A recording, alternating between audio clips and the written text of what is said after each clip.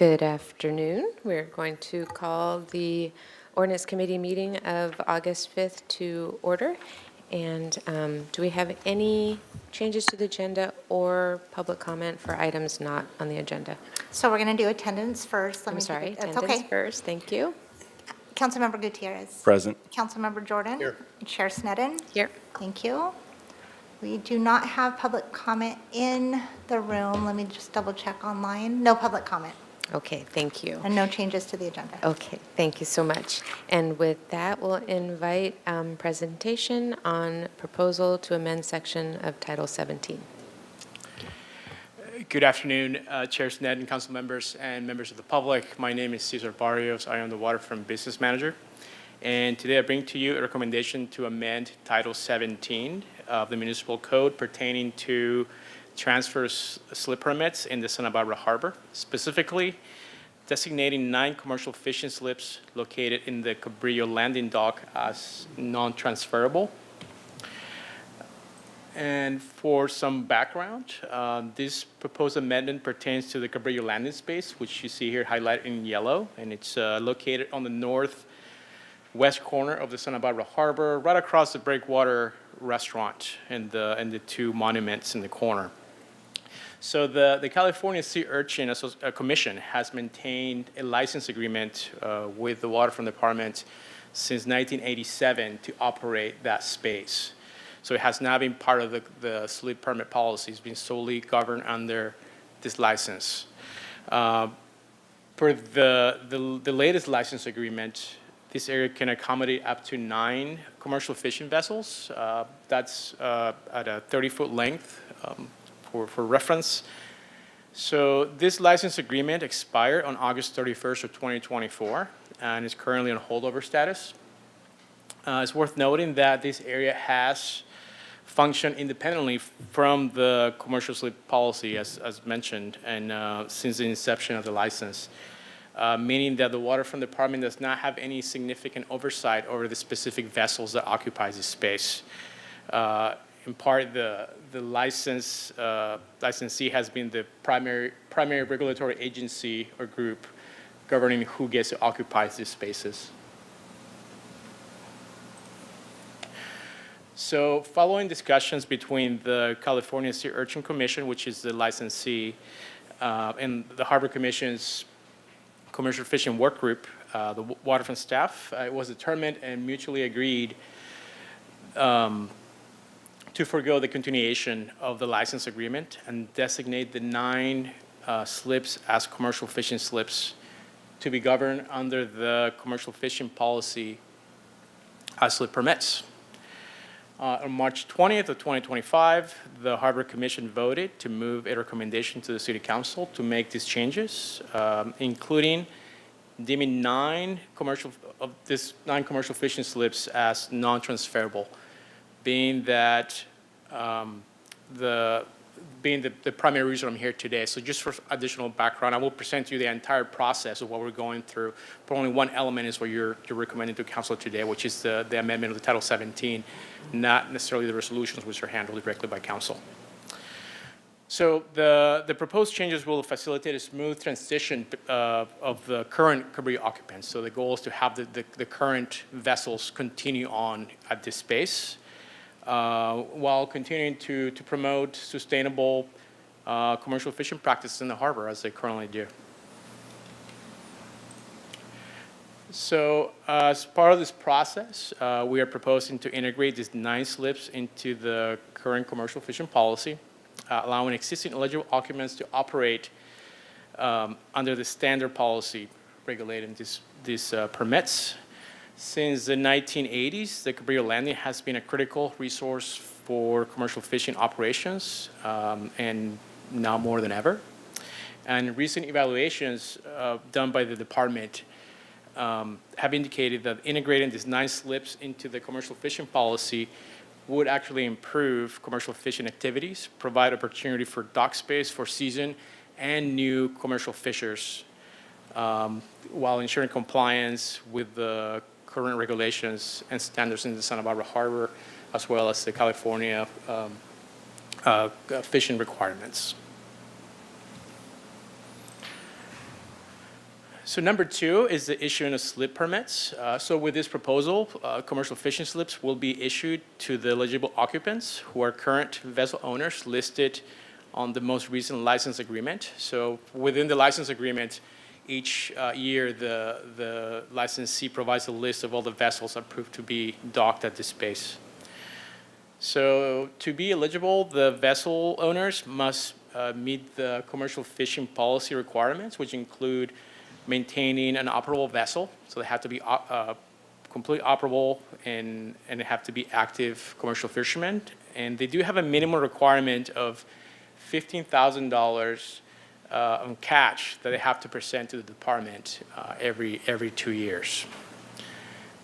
This mechanism or process will ensure continuity of the existing operators who are active commercial fishers in the harbor. So the final step, and specific reason I'm here today, is to amend Title 17 and deem these 9 commercial fishing slips as non-transferable, meaning they cannot be sold or transferred to another party, as the majority of all of our slips in the harbor currently do. Should a slip permittee surrender the slip permit, it will be assigned to another eligible commercial fishing boat via the commercial fishing slip lottery, ensuring equitable access for all the qualified applicants that may be interested in entering into fishing or getting into a more permanent slip in the harbor. Also worth noting that slip permit received from the commercial fishing lottery, they do not pay a transfer fee to the department. So basically they have, there'll be no additional cost to get into these slips. So in order to facilitate the implementation of the proposed changes, the next steps involve repealing resolutions 14-023 and 03095, that which basically would include these 9 slips into the policy, and also will specify size limits of vessels allowed within the Cabrillo landing area. And that is on schedule for the August 12th council meeting. So part of the implementation requires amending the Title 17, which is 17.20.005, pertaining to the slip assignment policy, making these slips non-transferable. So to conclude my presentation, I would like to add that the proposed amendments to the municipal code and council resolutions aim to promote sustainable commercial fishing practices and continue to support active commercial fishers. And that's the key. We want to have active commercial fishermen down at the harbor, which bring their $30 million economy to the area.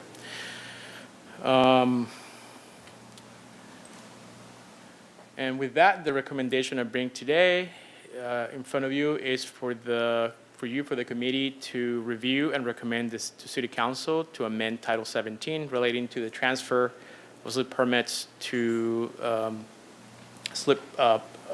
the commercial fishing policy, deeming this 9 commercial fishing slips non-transferable. And with that, I'll be happy to answer any of your questions. Thank you. Thank you so much, Mr. Barrios. And we have a question from Councilmember Jordan. Thank you, Chair.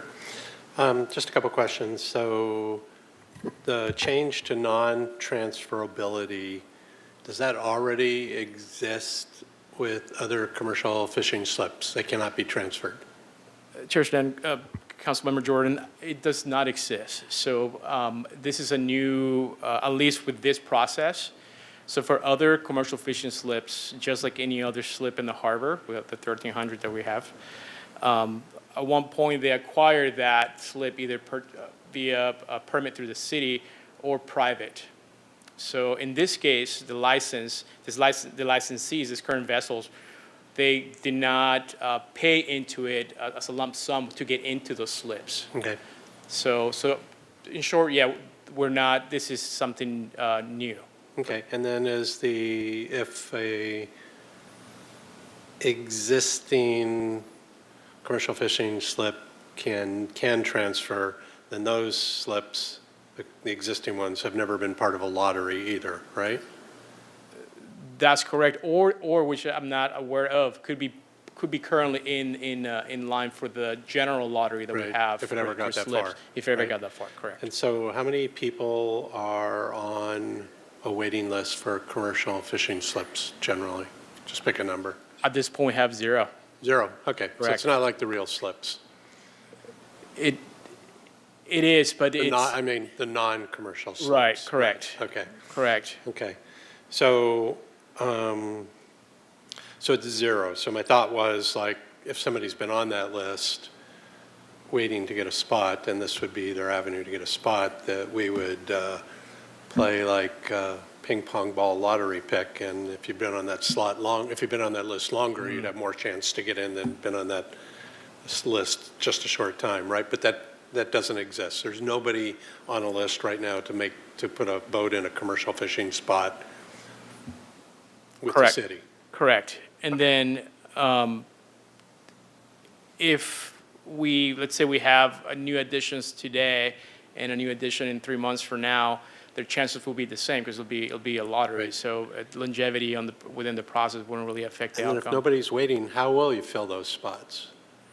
We have the general list as well, which is in retrospect, we have this long-standing list that you're aware of. I'm confused then. Do you have a general list of commercial fishing boats? This is only for commercial fishing boats, right? To That's use? correct. But we Okay. don't have, to my understanding, we don't have an active list just because of the process.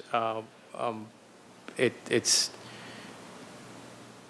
challenging for someone to get into a slip within the city process, as the majority of them go through the private sector, A commercial fishing slip. commercial fishing slips. Okay, and so there's, again, I'll ask the same question. There's nobody waiting for that structurally with you. There's nobody on a waiting list for a commercial fishing slip in the city of Santa Barbara.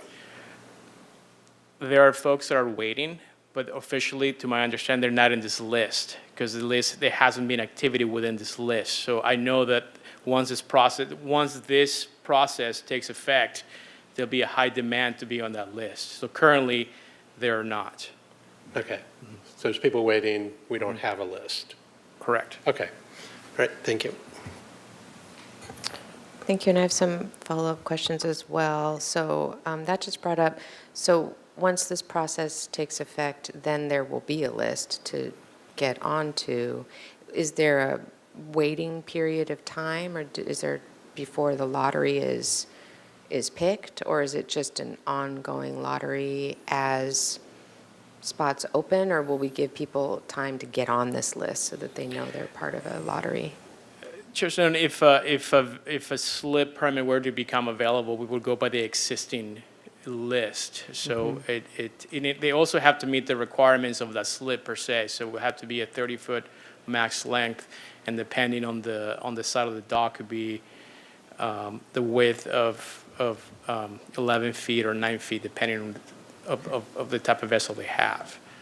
So I think, is there a plan to notify anybody on the general list that this new list will become available, so they don't keep themselves on the other list when really they want to be on the lottery for this list? Yes, yeah. So we are working closely with CFSB, one of the main commercial fishing organizations in the harbor. So they've been part of this discussion. So this is a very well known action that we're trying to take. They've been part of this process and they've agreed to this process. So I foresee significant demand to this because as it is right now with this license, as an example, I believe, and this is not confirmed because it hasn't been shared with the city directly, that there is a list for other commercial fishermen to be part of this 9 slips within the license process, which we did not manage in the past. So we haven't done to this once this process is completed. Thank you. So I think that's to Councilmember Jordan's question, sort of how many are on that list who might want to take advantage of this? I don't want to speculate because I do not have the specific number. I can throw a ballpark number, but I prefer not to speculate. Okay. Thank you. And thank you for working with Commercial Fishermen Santa Barbara and the Harbor Commission and all of the outreach and coordination on this. Another question, so if they're not transferable, no, they're not transferable, and that's to prevent black market or to prevent, okay. Right, it's a public resource, so. Public, okay. And so then it's this lottery system. And in the lottery system, is there any weighting or not, depending on if an operation already has one boat, like, or two boat, they already have some boats there and they're trying to expand so that they have all their boats there? Or is it just equal lottery for whoever so that new people can come in also? This is a very good question, and I wish my colleague, my operations manager, was here to answer that question. But I don't have an answer for that. So again, I don't want to speculate on an answer, but I believe that if someone already has a slip, they are still eligible to get into another slip to gain through the waiting list, as we have people within in the general wait list that have been waiting for many years that already have slips in the harbor. Okay, thank you. Maybe, I don't know if for consideration or not, maybe it's just a question if there might be a cap on that number, because over time, it could be all 9 are held by one entity, and then nobody new could come in. I don't know if that's... It's something we could, apologies, microphone. It's something we can look into the future in terms of revising our policy. Obviously, the one legal issue is current slip holders and their expectation. They have a certain property interest, but putting a cap to acquire future ones does not have those same legal restrictions. So we could probably look into that in the future. Okay, so that would be a future amendment? Future amendment to either the ordinance or probably it would require 2 changes in the policy and our ordinance. Okay, thank you. And I guess I'll save that for discussion. Do we have any other questions? Okay, Councilmember Jordan. Okay, all you're doing is confusing me, because if you say there's a list, then you reference another list. Why do we care what the commercial fishermen people have a list of? Who cares? We don't have a list, right? We have no priority list for commercial fishermen, slip users that can't get into a slip right now. That's what you said, right? Correct. And so where in here does it say that we would be responding to somebody else, a private industry group that has a list, and getting into read between the lines that they've prioritized their list rather than we're just opening it up and you come put your name in and you're in on the initial list? Isn't that the way it's supposed to work? That's correct. That's the way it's intended to Okay. work. All right. And then a commercial fisherman boat can only be in a commercial fisherman slip. Is that right? Or are there slips down there that are general recreation slips that also have commercial boats in them, commercial fish boats? My understanding is that commercial fishing vessels can also occupy Okay. recreational vessels or visitor vessels, like many of them do. Okay. So those people could be on that recreational list that the city maintains for many, many, many, many, many years, and they've been waiting potentially for a structured commercial fisherman list slip to open up, which is less expensive, right? And Correct. supports the commercial fishing. So I'm back to my NBA lotto question.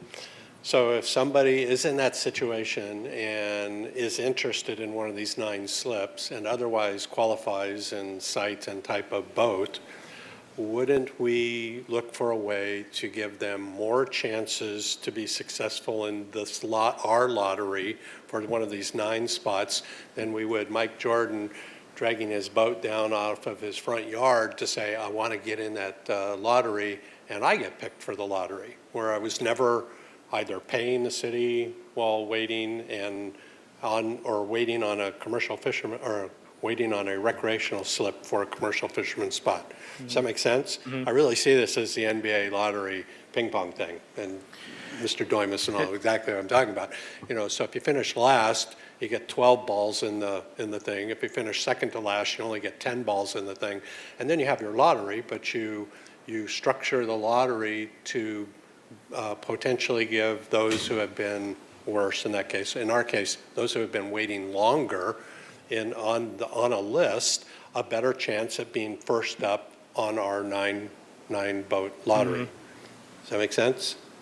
I think we could have a whole thing. We could go to Vegas and do the machine and.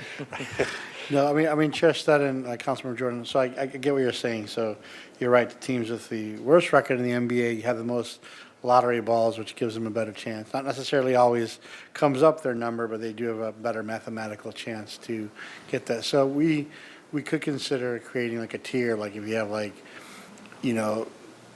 10 years or more on a list, you have a certain amount of balls in 5 years. And so at least there's some equity in it, like it's just looking at it blindly, but creating maybe a tier system in terms of a lottery ball or lottery system. So we can look at that. I think then to prepare, we would need some time to bring that before council to kind of. I don't think it's unreasonable to think that I put my time in waiting, and then you came upon these open commercial fisherman slips, and you accepted a guy coming from Ventura who's never been in the harbor before with the same chance to getting picked in the same odds in the lottery as a guy who's been paying a ton through the recreational slip things, waiting for a commercial slip to open up, right? Sure. I mean, you could have a point system, like you have Yeah. 10 points each. If you qualify for each point, you have an extra ball. But it probably would require us to have a little time to figure that out, but you could do Okay. something like that. Thank you. Just one addition, Councilmember Jordan, to the reason by the fact that we're trying to make these slips non-transferable, we create that list shorter. Within the process of the lottery, oftentimes, the recreational list, somebody will come upon a slip, and then they could monetize off of that slip within short term. So this would eliminate that issue. I'm good with the non-transferability because but you'd be doing the lottery, you'd be maintaining a separate list from this point on, and when that person moves on from fishing and the slip transfers back to the city, then you go right back through the list that you've got, right? Right. Yeah, that all makes sense to me. It's just I think there's in my mind anyhow, there's a clear equity need for somebody who's been slaving away and paying retail rates for a slip when we get 9 of them handed to us and we don't recognize that. Oh, understood. And you're referring to the kind of revised lottery system as to just these 9 slips, correct? Okay. I'm in agreement with that, and I think that's what trying to get at with finding the people on the current list as it is, and maybe even just having a lottery of those first, or I'm not sure exactly, but I think it does warrant coming back. Do you think, so that we have this portion of it worked out? Because right now we don't know the number exactly, and we don't know. We have 2 potential options, Chair Snyder and committee. We can, because it doesn't require too much changes, I believe, to the ordinance itself. We can proceed, we can go to council with a PowerPoint to explain how the lottery system could work in 2-3 weeks, because that system it's not codified, correct? Right, Caesar, the lottery system? Correct. Okay, so It's policy. we can improve the substance of the ordinance and then have a revision to the lottery system. But we get what you're saying in terms of giving some type of credit, at least where lottery is random, but there is some consideration for certain important factors, so. Okay. And just to add, Chair Stan, the current 9 occupants, they're planned to stay as they have for many, many years. So again, this is just a process to clean up the process with this license that we had for decades, giving the Waterfront Department a better understanding of how the operations work, and we have better oversight of the commercial fleet. Thank you. So we're not going to have mass exodus of the 9 slips and then all of a sudden have to, next week sort out who gets them? No, that's Okay. correct, Chair, but we will bring back the lottery system as well for Okay. future. Okay. Yeah, I think, does that sound? Okay. I'm ready for a motion. So I'll move that we forward this to council as is with the slight adjustments, any slight adjustments that needs to be made in the description of the lottery or tiering or priority, and that when you get to council, you're prepared to discuss how you would actually, just overview of how you would actually implement that to accomplish the comments you've heard today. I second. Okay, excellent. We have a motion and a second. And I just wanted to note that we did not have public comment on the item. Motion moved by Councilmember Jordan, seconded by Councilmember Gutierrez, that the Ordinance Committee forward to City Council for introduction an ordinance of the Council of City of Santa Barbara, amending Santa Barbara Municipal Code by adding to Section 17.20.005 relating to transfer of slip permits in the Santa Barbara Harbor, taking in consideration with Ordinance Committee comments before presenting to Council, and adding on how that lottery system will work when presenting. Good? Okay, we're going to take a vote. Hopefully it works this time.